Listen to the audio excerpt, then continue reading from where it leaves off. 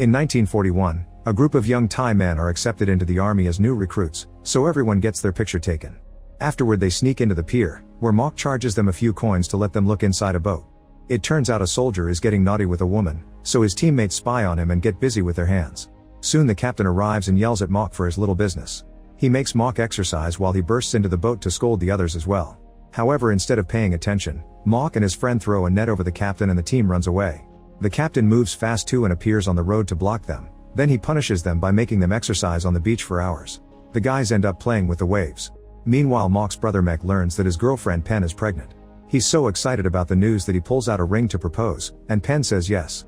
They're interrupted by a panicking fisherman who jumps out of his boat to tell Mek he saw enemy ships coming. Moments later, the Thai military leaders have a meeting with a Japanese team to negotiate. Dr. Kaito explains that Japan wants to advance into India and China, so they'll use Thailand as their base. He points out that the Thai government agreed to pay war reparations and even give them supplies. Kaito also plays a video to show them their experimental biological weapon. A man squirms in pain for a few minutes before his face becomes monstrous. Japan doesn't want to fight its allies, but it'll use this weapon if Thailand doesn't cooperate. The Thai commander agrees to give their base to Japan but explains he must at least put up a show of resistance. Afterward the troops are put on high alert and the young soldiers must get ready for battle, but Mok decides to go home instead. The captain comes by and tells Mok's mother Tarn that all soldiers must report for duty. Tarn already lost her husband in the war and doesn't want to lose her kids as well, so she argues with the captain to buy time while Mok sneaks out through the back door. When Mok reaches the woods he bumps into Mek, who calls him out for being a coward and always running away from his problems. Mok mockingly salutes him and says he won't stay to be butchered, reminding him he never wanted to be a soldier like the rest of the family. When Mek tells him he's going to be an uncle, Mok asks him to run away together, but Mek refuses because he wants to protect his loved ones. After Mek leaves, Mok has to deal with his inner struggle. On the beach, the Thai troops are being slaughtered by the Japanese army. Bodies are dropping all over the place without mercy, turning the sea water red. Mok comes back and quickly rejoins his teammates, who rush to hide in fear. The captain starts yelling at them to try to convince them to fight, but a bullet instantly kills him. When the battle starts to slow down, Mok convinces his team to run. Nearby, a Japanese box washes ashore. Suddenly it opens and a zombie crawls out. Later in the woods, the young soldiers keep running, but something is moving fast among the trees, jumping on the men one by one to kill them. After lots of running, Mok realizes he's the only soldier left. To make it worse, he stepped into a swamp and now he's slowly sinking. In just a few seconds, his whole body is underwater. At that moment, a soldier reaches into the water and pulls Mok out. After taking a deep breath, Mok looks up and is horrified to discover that he's been rescued by a zombie. In fact, all his teammates surround the swamp, revealing that they've all transformed. In the office, the Thai military leaders and Kaito listen to the news, confirming that the Thai government has asked for a ceasefire and is now negotiating with Japan. Moments later, a patrol team reaches the forest and finds bones hanging from a vine. Suddenly this vine starts shaking and the noise alerts the zombies, who come out of hiding to attack. The patrol immediately opens fire, and the zombies are knocked down. After several minutes of just shooting randomly, the soldiers try to retrieve the bodies, only to see that the zombies are gone. When they turn around, they discover that their leader is missing half of their head and a zombie is feeding on it. The rest of the zombies soon return and quickly surround them with a surprise attack. At the base, a mother desperately looks for her missing husband. Pen is there working as a nurse and comforts her, telling her that the search teams will find everyone soon. The radio announces that negotiations went well and Japan and Thailand are now friends, so Thai citizens are asked to support the Japanese troops. Sometime later, Mek arrives in the forest in search of his brother, but only finds pieces of bodies and a dying fire. Suddenly he hears a noise and follows it to a spike pit, where he sees a soldier at the bottom. Mek ties a rope around a tree and climbs into the pit, wanting to help the man. However, he's horrified to find a zombie missing his face. The zombie immediately attacks him, so Mek grabs a spike to fight back. After some struggle, Mek pushes the zombie back and impales his head, yet the zombie keeps moving. Then Mek grabs the rope and starts climbing out, but the zombie grabs his leg and pulls him down, causing him to accidentally drop his pocket watch. As he falls, Mek manages to grab a pike from the dying fire. The sparks immediately light the zombie on fire, and this finally kills him. One spark also damages Mek's eye. On the beach, Mok wakes up surrounded by more zombies and chewed bodies. As he watches a butterfly, he thinks about what happened in the forest. It turns out Mok was bitten and became a zombie too. The other zombies had a feast and a woman had her organs ripped out while Mok jumped on a little girl. In the present, Mok yells in frustration as he realizes he's become a monster. When Mek returns to the base, he tells his superiors what he saw. Kaito has the now empty box and desperately asks Mek for the location. Then Kaito plays some videos to review the old research. His biological weapon is considered a virus and was tested in 2 animal groups. The survivors from Group 1 showed a high level of strength, aggressiveness, and efficient combative behavior. They also had signs of cannibalism. However, the survivors from Group 2 didn't attack even though they were stronger and faster. It seemed they had some self-control. In the forest, Mok looks at the pieces of bodies on the ground but doesn't react. Near the pit, he finds his brother's watch and picks it up. There's a picture of his parents that causes him to cry, but this crying soon turns into roaring, and the other zombies roar along. In the medical tents, Mek checks the patients to look for his brother to no avail. A survivor overhears him talking and tells him that he saw Mok earlier. Mek desperately wants to know where, but his questioning is interrupted by his commander asking him to attend a meeting. In the main tent, a Japanese soldier is scolded for losing the box, so he deals with his shame by self-deleting with a knife. When the commander and Mek arrive, Kaido explains that his biological weapon escaped from the box and that it could transform other people into zombies too. The commander wants to report this, but Captain Nakamura forbids it. He explains he has a plan to take care of this while keeping it secret and shows them an official document from the Thai military leaders, which forces Mek and his commander to join the destroyer task force to capture all the zombies alive. In the forest, Mok watches the other zombies eat any body that they find on the ground. He remembers chasing after the girl and eating her without mercy, which fills him with guilt. Mok picks up a gun and tries to self-delete, but his body suddenly heats up and starts secreting a strange liquid that sets his hands on fire. Before his whole body can burn down, another zombie pushes him into the mud to put the fire out and covers his whole body with mud too. At the same time, Kaido continues to review the research. When a larger dose of the virus was injected, the reaction was positive. They discovered that during particularly stressful or emotional moments, specimens were capable of self-combustion, so Kaido realizes the zombie's weakness is fire. When the virus was tested in humans, it began to evolve. A few hours later, Mok wakes up in a cave where all the zombies are also awakening from their naps. Pack leader Nobu brings an animal for dinner and they roar at him in desperation, but Nobu roars louder in return to make them submit. After Nobu leaves, the zombies rush to eat the animal. Mok follows Nobu and finds him in a corner of the cave, crying as he looks at pictures of his wife and the poem she wrote him. This makes Mok look at his parents' picture again and he remembers the day the captain came to his house to recruit Mek. Mok was happy that his brother would be gone because he'd get his bed and sang a rude song about Mek getting killed in the battlefield, which the others found offensive.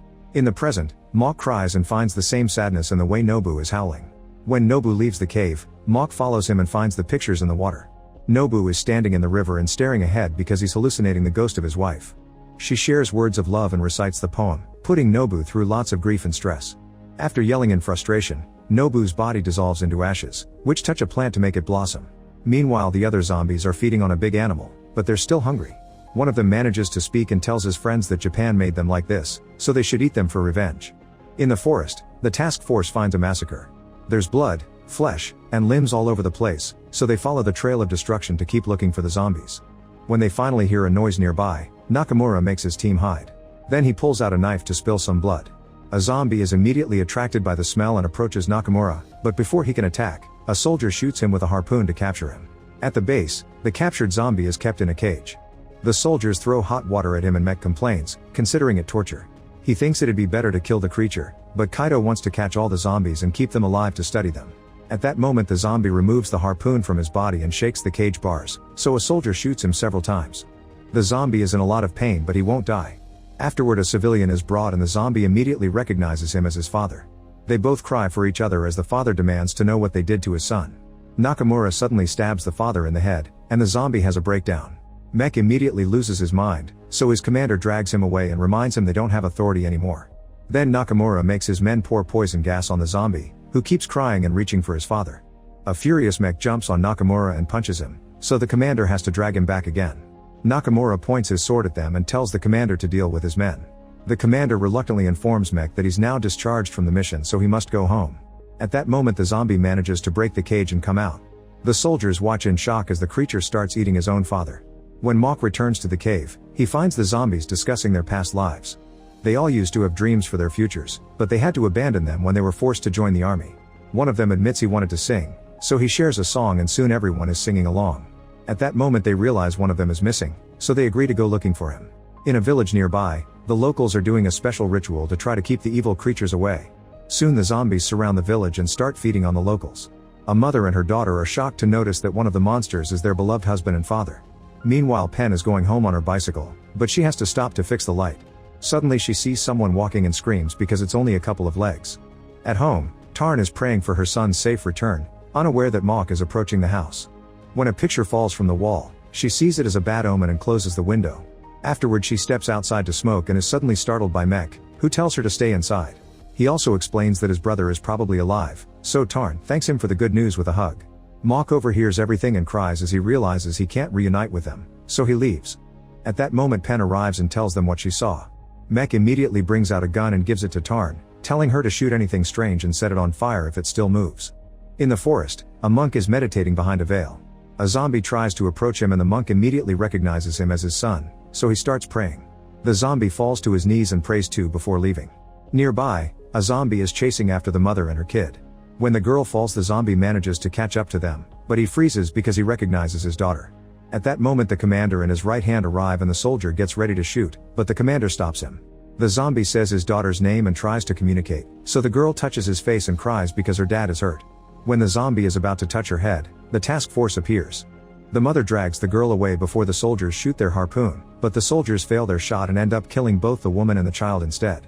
Then the rest of the zombies arrive, so the soldiers open fire. The commander recognizes them as his men, so he decides to fight for them by shooting at the Japanese soldiers. Unfortunately his right hand immediately gets killed. When the commander gets shot too, he sees Mock among the zombies and tells him to run before he drops dead. Mock holds the commander's body and cries for his death. At that moment Mech arrives and sees the zombies eating the task force. A creature is even ripping out a soldier's whole rib cage. Then he notices that Mock has become a monster, so he shoots him in the shoulder. Mock says his brother's name before he starts running, yet Mech shoots him again. A desperate Mock continues to beg, however Mech fires a third time and causes his brother to fall off a cliff. Mech falls and yells in grief, feeling guilty for what he died. Suddenly Mock returns and attacks him. Moments later, Mech wakes up and discovers he's a zombie too. At the base, Kaito tells Nakamura Jr. that his father's idea of keeping the zombies alive is too dangerous. While Kaito plays a video showing the effects of the zombie ash on nature, Nakamura Jr. accuses him of treason. Kaito explains he'd rather be a traitor than let the zombies kill more people. In the morning, all the surviving civilians including Pen, Tarn, and the monk are taken to a safe house. The Japanese soldiers bring pictures of the young Thai recruits, claiming that they've found their bodies and they need to be identified. All the civilians have a breakdown as they see their sons' faces on the board. After putting a zombie in the box, Nakamura informs a Thai commander that they must kill all the civilians because there can't be any eyewitnesses. The official story will say they were war victims. The commander complains, but Nakamura reveals that both governments already agreed to this. In the cave, Mock sees a few zombies eating a person whom he recognizes as an old friend. He yells at them and the zombies respond by attacking him, so a fight ensues. When Mech sees that his brother is overpowered, he rushes to help him and reveals he's acquired amazing strength. He easily defeats the whole group and roars at them in fury, causing them to fall to their knees in submission. At that moment, another zombie enters the cave. He explains he was captured and tortured, but he managed to escape. He also shares that their parents are about to be executed. Mock thinks it's a trap to lure them out, but Mech refuses to abandon his family and calls his brother a coward again. In the forest, a soldier is guiding the civilians under the excuse of prayer while Nakamura and his soldiers keep watch from their hiding spot. Nakamura Jr. tries to talk to his father, but he's ignored. Soon the zombies arrive and the civilians have a breakdown when they see what their sons have become. Then Nakamura orders his men to open fire, so the civilians start getting killed.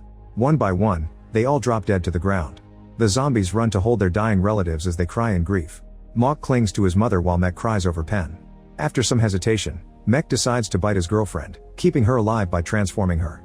At that moment Nakamura presses a button to make a hidden cage rise from a pile of leaves and trap all the zombies. While a soldier locks the cage, Mech bites his mother too, but it's too late for her so she doesn't transform. Another zombie bites the soldier at the lock, causing him to run back to his team. In just a few minutes, the soldier transforms into a zombie and tries to attack the rest of the task force. Nakamura quickly pulls out his sword and slashes his neck to bring him down. The zombies keep shaking the cage in fury and thanks to Mech's strength, the lock breaks. Then the zombies come out to attack the task force and soon there are a bunch of new creatures made from bitten Japanese men. A horrified Nakamura throws 2 grenades and the explosion manages to kill a few zombies, but most of them run away. In the forest, Pen is getting used to being a zombie. Mech reveals he stole a sword from a fallen soldier and announces he wants revenge as his eyes turn black. He gives a speech to get the other zombies to support him, but Mock gets worried when his brother says they need to make more zombies for their team, since he doesn't think other people should suffer like them. Another zombie also complains, pointing out that he lost his brother in the explosion, so this revenge will only end up with more death. Mech grabs the sword to punish him, but Pen jumps in to act as a shield and gets killed.